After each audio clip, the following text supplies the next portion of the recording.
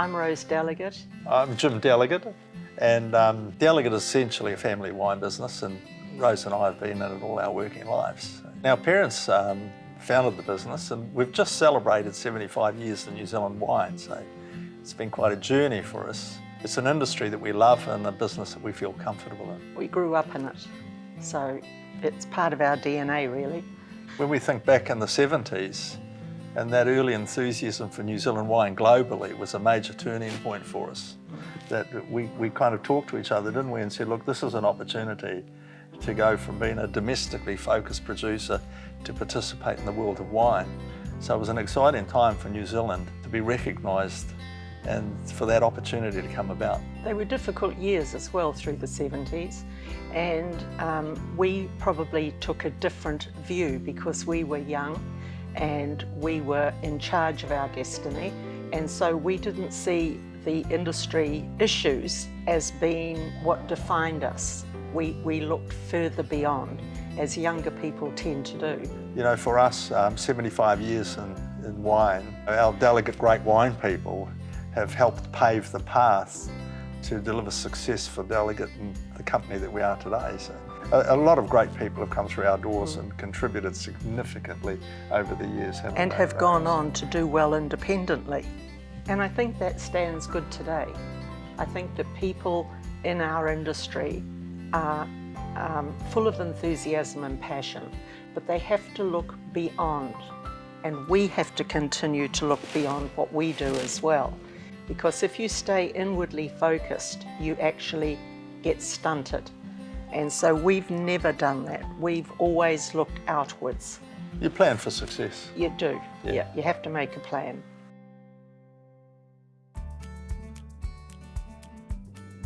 I'm Judy Ibbotson. Neil Ibbotson came to Marlborough in the late 60s. We had been fattening weaner pigs on our small rural property, and the price paid for pork dropped. So we were in the right place at the right time. Planted our first vines along with Judy in 1978.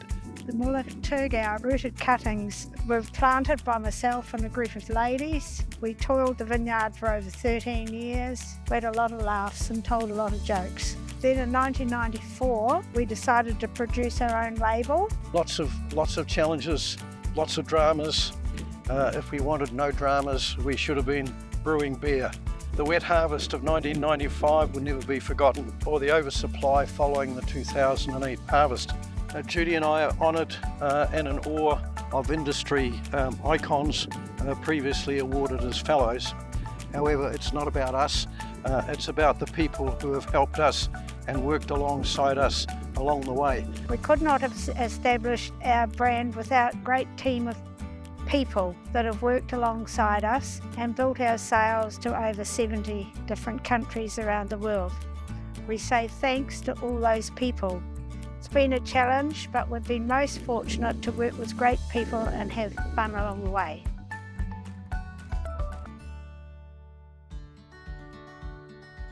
My name is Peter Holly, Chief Executive of Mission Estate Winery and former Director of New Zealand Wine Growers. It's a very short story, but it's a long story. I immigrated in 1996, came straight through to the Mission, and the rest is history.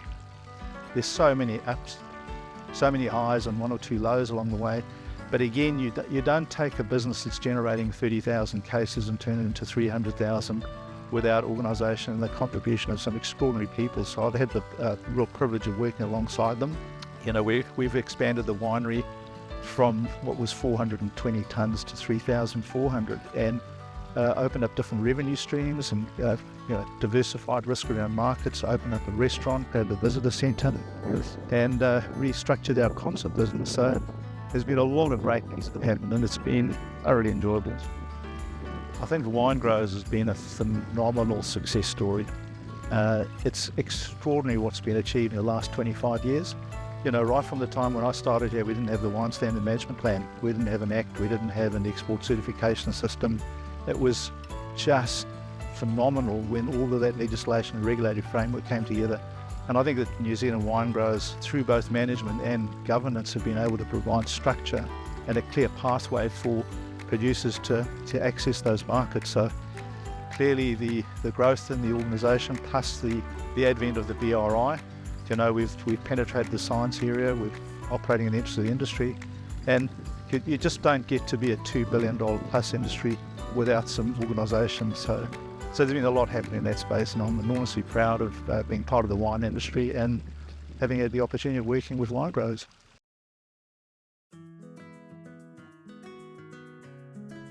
Mel McLennan, on the New Zealand Wine Growers Board from its inception, I think 2002 through till about 2012, and I chaired the Sustainability Committee. Prior to that, I was president of the New Zealand Hawke's Bay Grape Growers Council and vice president of the New Zealand Grape Growers Council. I have a sister and 3 brothers, and we were born on a farm between Auckland and Hastings.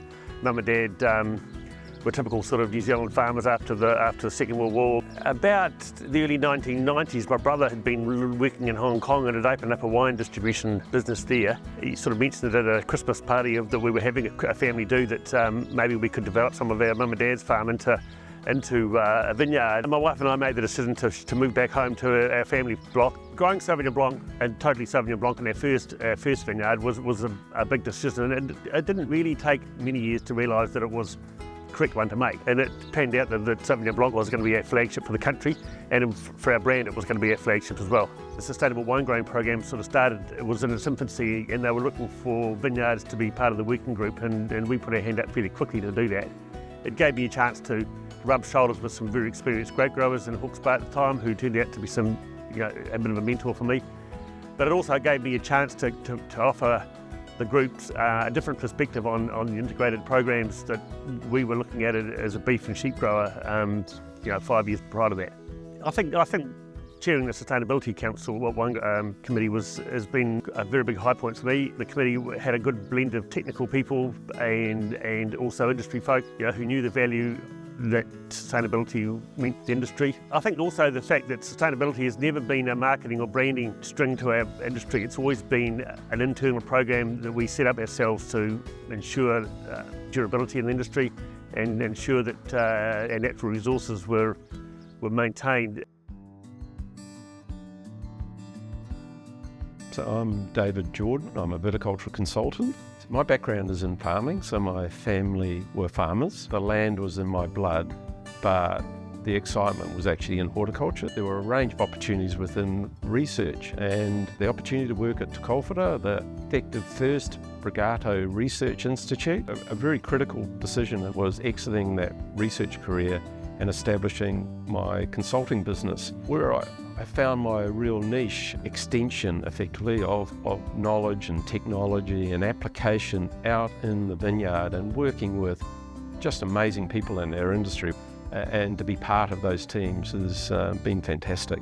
From an industry challenge, I think one of the most challenging was actually accepting the role for the Lighter Wines research program, capitalising on an opportunity that seemed a slither of a hope, and to bring that project through to its end point. And now we see a number of our companies just flourishing in the space. And if it wasn't for boldly taking on that really challenging project, I think we'd missed the opportunity. So that was definitely a real challenge for me in my professional career. I've developed the ability to detect viruses in grapevines, and that was transformational in the day to actually understand why did New Zealand have one of the most rapid virus spreads in the world in our vineyards, and to have that understanding which has really guided a whole range of planting practices. The establishment of the Sustainable Wine Growing New Zealand program, I wrote the original document for that back in 1994 and spent 3 years working with growers, and to see the input from all those individuals, and actually that program now still operating and being so effective for our industry as a foundation to tell the world about how our industry embraces the environment that the vineyards and the wineries are embedded in. That's very much a highlight in my career.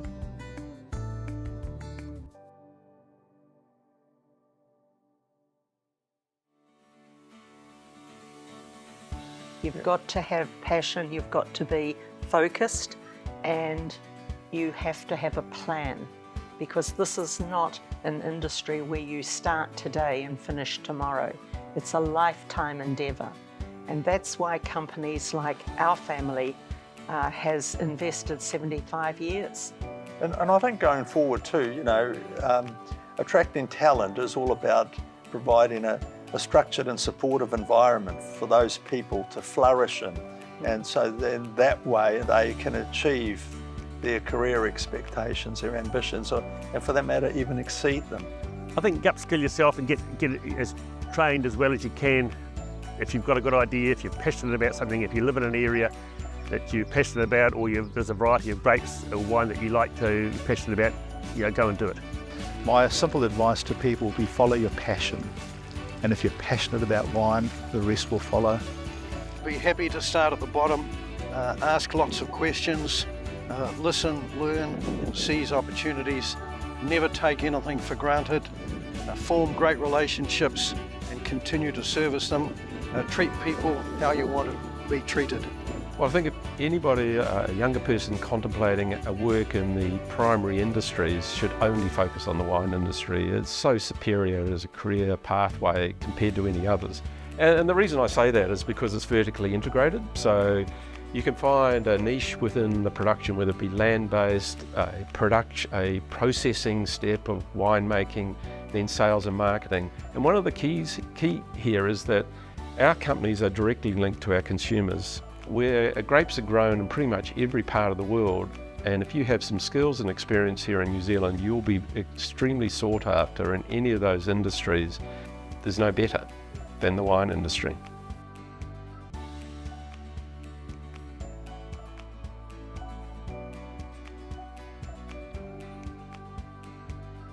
In a couple of words, really, I think it's remaining relevant. We've got to be really aware of our global consumer and maintain our premium positioning and a unique position within our cool climate wine styles that are being well supported with the consumer. And we really need to protect our reputation. And protect, as an industry, brand New Zealand, keep our industry not only relevant, but ahead of the game. Yeah. I think opportunities and challenges in one word is around diversity. You know, I think it's very easy to become seduced by a monoculture. We need to be able to develop the regions and to tell the individual stories. And I think it's also about selling other varietals that we also do so well in New Zealand. And there are markets for those products, so that would be the opportunity. The challenge, of course, is developing capability within those smaller regions. So diversity of income, diversity of region, diversity of wine style, I think is vitally important. I think keep doing what we've always done, being innovative, be proud of our brands. You know, we make unique wines because no one else has this place on the planet, no one else has our soils, you know, the fresh vibrancy that our wines bring across the board. But specialising and telling the Sauvignon Blanc story and keep diversifying the styles a bit more. And the biggest innovation is probably going to be in connecting with our customers better. And with the internet and all these sort of things happening now, instead of just having a website where the customer has to go and find you, it's going to be a bit more interactive. We need to stay vital. It's nice to have some an acknowledgement of traditions, but I think our future is actually to stay at the forefront of being a modern and vital wine industry that's producing wine styles that consumers seek and prepared to pay a premium for. And while we continue to tick those boxes and achieve those outcomes, our industry will continue to grow from strength to strength.